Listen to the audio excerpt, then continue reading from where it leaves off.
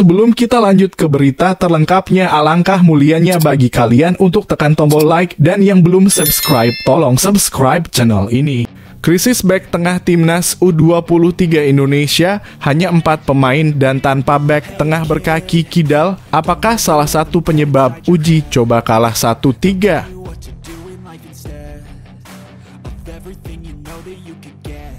PSSI proyek naturalisasi pemain keturunan bikin pemain lokal tak bisa bersantai, do game dan makan gorengan seenaknya.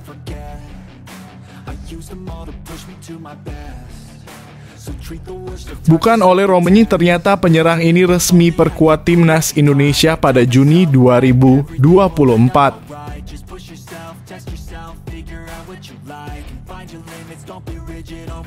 Timnas Indonesia U23 semakin menyala. Pelatih Timnas Australia U23 dan Qatar U23 akui ketar-ketir dengan sosok 6 pemain abroad Timnas Indonesia U23 ini.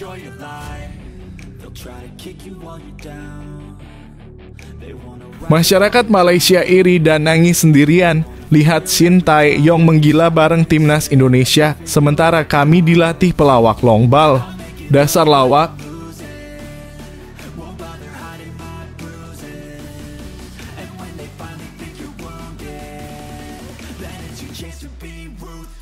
Krisis bek tengah Timnas U23 Indonesia, hanya 4 pemain dan tanpa bek tengah berkaki kidal. Apakah salah satu penyebab uji coba kalah 1-3?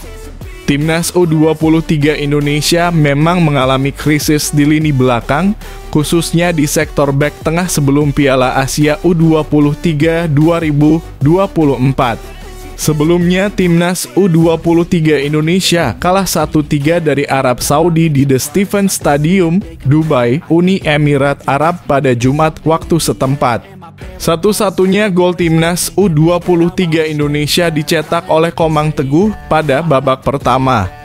Usai pertandingan, Shin Tae-yong pun mengakui bahwa dirinya masih memikirkan krisis di lini belakang usai laga lawan Arab Saudi. Pelatih asal Korea Selatan itu masih memikirkan bagaimana cara mengantisipasi masalah tersebut. Memang hanya cek kondisi para pemain saja, apalagi ada pergantian semua pemain, kata Shin Tae-yong dilansir dari laman resmi PSSI. Memang ada masalah di lini belakang karena ada beberapa pemain yang tidak bisa bergabung juga. Pada daftar pemanggilan awal untuk skuad Piala Asia U23 2024, Shin Tae-yong memanggil 6 nama di pos bek tengah untuk bersaing di 3 tempat. Mereka adalah Rizky Ridho, Muhammad Ferrari, Komang Teguh, Justin Hubner, Alfa Andra Dewangga, dan Nathan Chuaon. 3 nama terakhir adalah bek kiri berkaki kidal dan berfungsi sentral di sistem Shin Tae-yong. Namun 3 nama vital tersebut harus absen dari Timnas U23 Indonesia.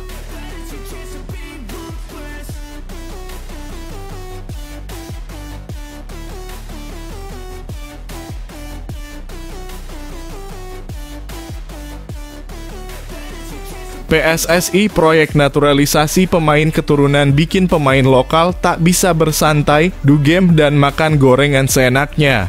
Persatuan Sepak Bola Seluruh Indonesia menyebut proyek naturalisasi pemain keturunan bikin pemain lokal tidak bisa bersantai. Hal itu diungkapkan oleh Wakil Ketua Umum PSSI, Zainuddin Amali. PSSI belakangan sangat gencar melakukan proyek naturalisasi. Amali merasa bahwa hal itu merupakan langkah jitu untuk menciptakan pemain berkualitas untuk Timnas Indonesia tanpa mengesampingkan kualitas pemain lokal. Dikatakan hadirnya pemain keturunan otomatis membuat para pemain lokal semakin terpacu motivasinya. Dia memberi contoh Pratama Arhan. Kita lihat yang dalam kurung pemain lokal sendiri jadi improve kan mereka karena lihat bersaingan. Kayak di posisi kiri, Arhan. Dulu dia gak ada saingannya, sekarang ada saingannya. Iya kan?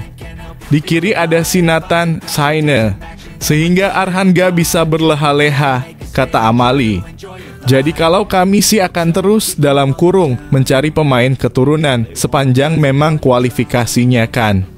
Sejak saya di sini kan saya bilang harus darah dalam kurung Indonesia, saya gak mau kayak yang sebelumnya tidak darahkan.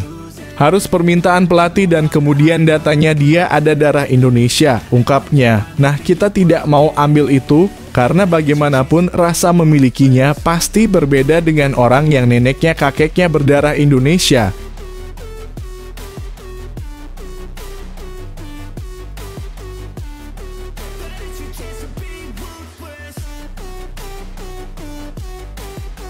Bukan oleh Romenyi, ternyata penyerang ini resmi perkuat timnas Indonesia pada Juni 2024. Bukan oleh Romenyi, Jens Raven bakal memperkuat timnas Indonesia pada Juni 2024. Sebelumnya, anggota ex-Jo PSSI Arya Sinulinga mengatakan ada 2 pemain keturunan yang segera menjalani proses naturalisasi. Meski tidak mengungkap siapa 2 pemain yang dimaksud, 1 nama diantaranya sudah terindikasi jelas. Sosok yang dimaksud adalah fullback kiri NEC Nijmegen, Calvin Verdonk. Saat diwawancara channel YouTube Yusa Nugraha, Calvin Verdonk mengaku siap memperkuat timnas Indonesia. Bagaimana dengan 1 nama lagi? Ketua Umum PSSI Erick Thohir mengatakan 1 nama lagi bermain sebagai penyerang. Mantan Presiden Inter Milan ini juga menegaskan penyerang yang dimaksud bukan penyerang FC Utrecht oleh Romenyi. 1 kode lain dari Erick Thohir adalah pemain ini membutuhkan waktu untuk menjadi penyerang andalan timnas Indonesia. Merujuk kepada ucapan itu, 1 pemain lagi yang bakal dikebut proses naturalisasinya adalah penyerang FC Dordrecht Ustrip 21 Jens Raven. Penyerang berusia 18 tahun ini sebelumnya sempat ditemui Shin Tae-yong saat pelatih asal Korea Selatan itu mengunjungi negeri kincir angin awal bulan Maret lalu.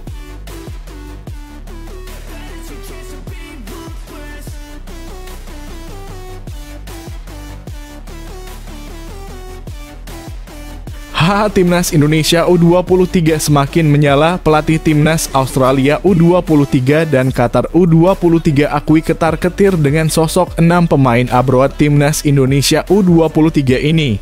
Melihat timnas Indonesia U23 yang dihuni banyak pemain keturunan dan abroad, pelatih timnas Australia U23, Tony Vidmar, mulai merasa terancam. Ia menganggap persaingan di grup A akan sangat sengit. Akan tetapi ia mengaku sudah memahami setiap lawannya dan akan siap untuk berjuang habis-habisan. Kami telah membicarakan tujuan dan ambisi kami sebagai sebuah grup dan sekarang kami mengetahui jalan kami untuk mencapainya. Dalam hal grup kami menghadapi lawan yang kami kenal, kami memahami cara mereka bermain, dan kami menantikan tantangan yang datang dalam turnamen sepak bola, kata pelatih Australia, Tony Vidmar. Saya sangat senang dengan kerja keras yang dapat kami lakukan sebagai sebuah grup hingga saat ini. Melawan tim lawan dalam kondisi yang akan memberikan kami manfaat besar saat kami memasuki fase penting, sambungnya. Hal serupa juga disampaikan pelatih timnas Qatar U23, Ilidio Valle. Pelatih berusia 66 tahun itu mengaku persaingan di grup A akan sangat sulit. Namun, ia merasa anak asuhnya akan mampu mengatasinya. Turnamen ini dalam kurung Piala Asia U23 akan sulit. Tetapi kami berharap bisa melangkah jauh dalam turnamen ini dan mendapatkan salah satu tiket kualifikasi untuk Olimpiade Paris 2024, kata pelatih timnas Qatar U23, Ilidio Valle.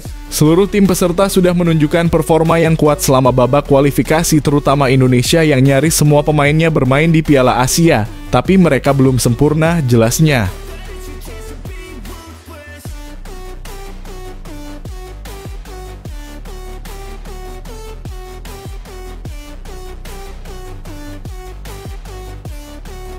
Masyarakat Malaysia iri dan nangis sendirian. Lihat Shin Tae-yong menggila bareng timnas Indonesia, sementara kami dilatih pelawak longball. Dasar lawak. MASYARAKAT Malaysia dengan akun TikTok @vxngsa iri melihat Indonesia terus membaik di bawah asuhan Shin Tae-yong. Bahkan dalam waktu dekat timnas Indonesia akan ketambahan sejumlah pemain keturunan berkualitas yang merumput di Eropa. Otomatis timnas Indonesia bakal semakin kuat. Dengan begitu, timnas Indonesia berpotensi naik level di Asia dan mengintip peluang menembus persaingan dunia. Timnas Indonesia selangkah lagi lolos ke babak ketiga kualifikasi Piala Dunia 2026 zona Asia dan menyegel tempat di putaran final Piala Asia 2027. Di sisi lain, performa timnas Malaysia malah menurun dalam beberapa bulan terakhir. Setelah sempat mendapatkan hasil impresif di laga uji coba dengan 2 kali menahan Suriah dan Cina, hasil yang didapatkan skuad asuhan Kim Pen-gon cenderung menurun tahun ini. Sementara di Malaysia, FAM masih tidur. Mayoritas fans Malaysia masih sangat ingin membela komedian longball Korea tersebut dalam kurung Kim Pen-gon, tulis akun @fksa sembari menampilkan informasi bahwa Indonesia akan diperkuat pemain keturunan tambahan.